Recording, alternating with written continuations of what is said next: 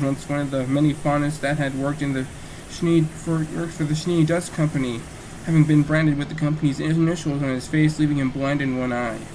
He then attempts to murder Blake and manages to snap the blade of Gambol Shroud. However, when Blake gets a helping hand from Yang, Adam gets a well-deserved taste of girl power when both Blake and Yang faintly stab him through the chest with the broken Gambol Shroud, ending Adam's madness once and for all.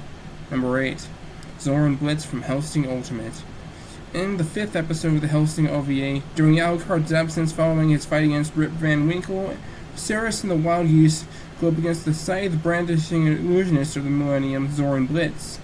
Zoran lays waste to most of the Wild Geese and critically injures Ceres, slashing her eyes and severing her right arm, but not before putting Ceres under an illusion of her childhood where she witnessed a pair of thugs murder her parents before raping the corpse of Ceres' mother. Following the death of the Wild Geese leader, Pete Vernondad, Ceres drinks human blood for the first time and becomes a pure vampire and slaughters Zoran's soldiers, and then proceeds to rub Zoran's face against the wall while moving at high speeds, wearing Zoran's face out like an eraser on paper, and murdering the illusionist of Millennium in the most gruesome way possible. Number 7. Yoshikage Kira. JoJo's Bizarre Adventure, Diamond is Unbreakable. Yoshikage Kira may look like an unassuming salaryman, but he is in actuality a serial killer and the main villain of Part 4. Armed with the stand Killer Queen, or Deadly Queen in the US, which possesses the power to turn whatever it touches into a powerful explosive, Yoshikage makes it so that there is nothing left of his victims. Having murdered Reini Tsugimoto prior to the series and later murders both Shigekio Yongyu and Ayatsuji, Yoshikage later gets the upper hand after gaining the ability of Bites to Dust, which allows him to reverse time for a short while. However, Yoshikage's plans all come to a screeching halt when he is defeated by Josuke and the gang, with Jotaro sending him into the path of an ambulance which crushes his head like a watermelon. And we later see his spirit be confronted by Reini Tsugimoto, who later has her dog Arnold bite his hand off, and Yoshikage's soul is supposedly dragged to hell afterwards. Number 6. Jazzy Donomikos from Mobile Suit Gundam Iron-Blooded Orphans.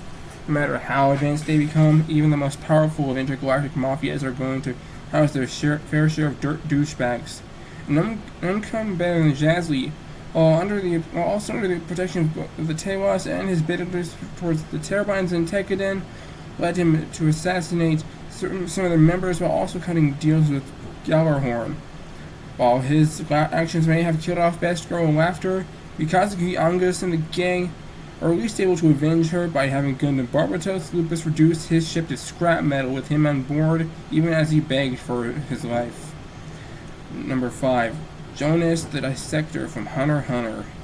During the Hunter entry exams, Gun and Co. go up against criminals, and Killua goes up against a very dangerous criminal in the form of Jonas the Dissector, a serial killer who was arrested prior to the series. He was one of several characters with superhuman abilities, in this case, superhuman strength. He murdered 146 people by ripping them apart with just his bare hands alone. When paired up against Killua Zoldyck, Jonas got to feel the same fear his victims felt when Killua swiftly pulls out his still beating heart. Number 4. Grand Fisher from Bleach. A rather dangerous fellow who had a hand in the death of Ichigo's mother, Grand Fisher disappeared following his debut episode, but reappeared during the Arrancar arc. He later becomes an Arrancar himself. But he has an encounter with Ichigo's father, Ishin, who is revealed to be a veteran Soul Reaper who is extremely skilled with a sword. After a brief duel, Ishin effortlessly cuts down the monster who took his wife's life. Number 3. Seiryu Ubiquitous from Akame ga Kill. A member of General Ezzet's Jaegers, Seiryu was dropped into the Imperial Army's ranks and had a strong sense of justice.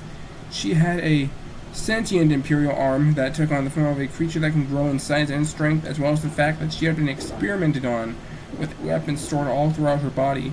Having a hand in the deaths of some of Night Raid's members, Seiryu goes up against Mine and actually loses. With her Imperial arms having been destroyed, Seiryu reveals to have had a bomb in her body and attempts to take Mine with her, but she fails. Number 2. Rayos Antinos from Sword Art Online Alicization.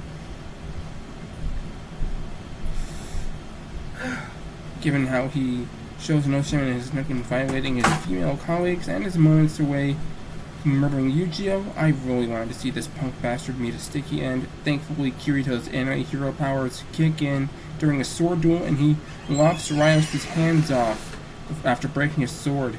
Personally, I would like to have seen Kirito castrate the bastard with a sword slash to his twig and berries.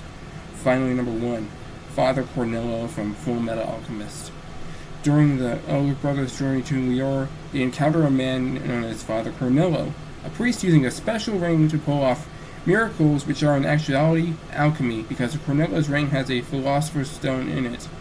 Cornello fools the people of Lior and even makes false promises to a girl named Rose Thomas by promising to bring her deceased lover back to life. During his and Edward's final confrontation, Edward manages to get Cornello to confess his plans to tear apart the country with his followers, and has the people of Lior hear every single word. In anger, Cornello tries to kill Edward, but it backfires. When the Philosopher's Stone in his ring causes a rebound, it disfigures his arm. Edward then confronts Cornello, only to discover that the Philosopher's Stone in his ring is a fake. Following the fight, Cornello has an encounter with 2 of the homunculi, Lust and Gluttony, who are revealed to have given Cornello the fake Philosopher's Stone. Enraged, Cornello confronts them, only for Lust to murder Cornello, and Gluttony eats Cornello's corpse off screen. Next time, I will be discussing the top 10 reasons why Timmy Turner should leave Dimsdale for good. This is Keyboard High Writer Nathan signing off. See ya.